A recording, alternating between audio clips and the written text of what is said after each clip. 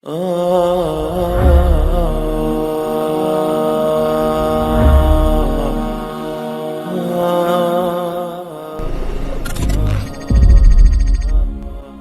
pemuda memiliki rencana masing-masing dalam menentukan kapan dia akan menikah. Sebagian dari mereka memilih untuk disegerakan, dan sebagian yang lain cenderung menunggu lebih lama dengan berbagai pertimbangan. Ada banyak hal yang cukup menghantui dan menanamkan benih rasa takut, hingga tak jarang menjadikan mereka semakin terlambat dan kurang yakin untuk bergegas duduk di pelaminan.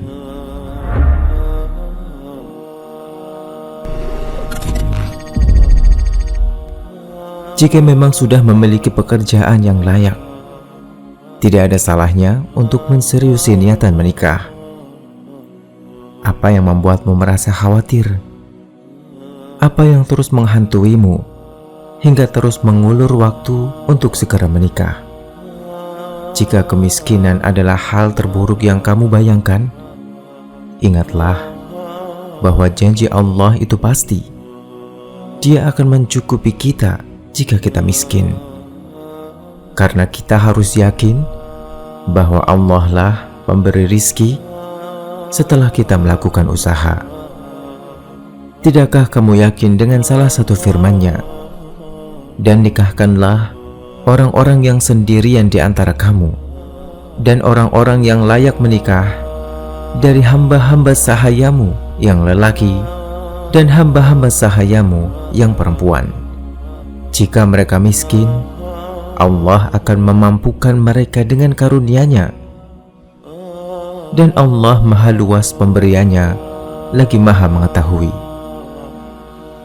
Di antara tafsiran ayat tersebut, jika kalian itu miskin, maka Allah yang akan mencukupi rizki kalian.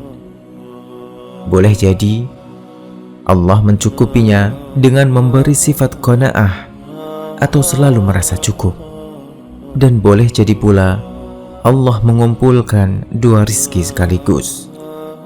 Jika miskin saja Allah cukupi rizkinya, bagaimana jika kamu yang sudah berkecukupan harta? Apa yang kamu tunggu?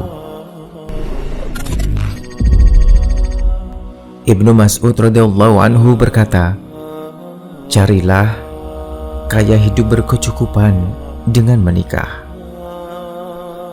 Lihatlah pemahaman cemerlang dari seorang Ibnu Mas'ud karena yakin akan janji Allah. Disebutkan pula dalam hadis bahwa Allah akan senantiasa menolong orang yang ingin menjaga kesucian dirinya melalui menikah.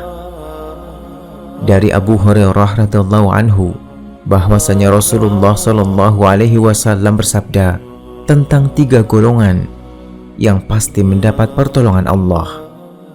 Di antaranya, seorang yang menikah karena ingin menjaga kesuciannya. Allah itu maha pemberi rizki dan sama sekali tidak terbebani. Seandainya semua makhluk meminta pada Allah, Dia akan memberikan pada mereka, dan itu sama sekali tidak akan mengurangi kerajaannya sedikit pun juga.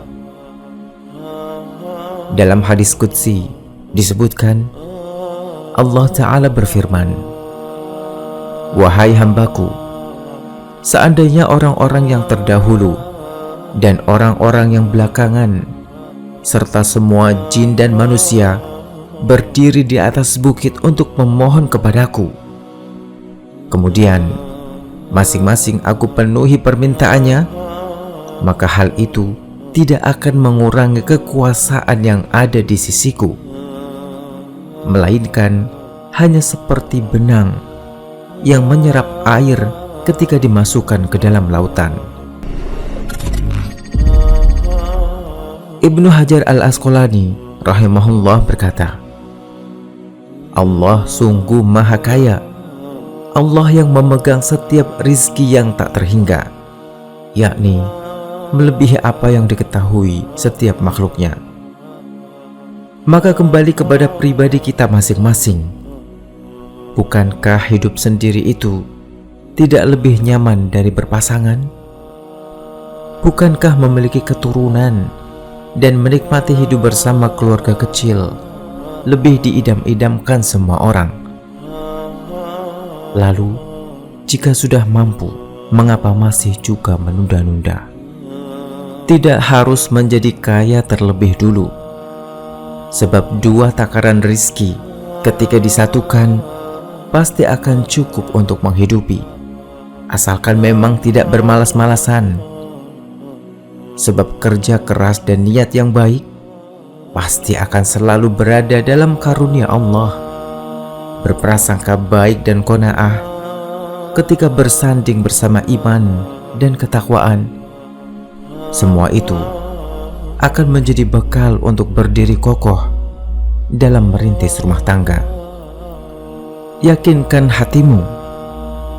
Semoga Allah memberi taufik padamu yang masih ragu untuk menikah, agar segera menuju pelaminan. Berusahalah dalam mengais rizki dan tawakal pada Allah.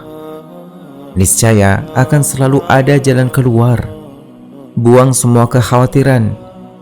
Mulailah temukan calon pendamping yang satu visi misi.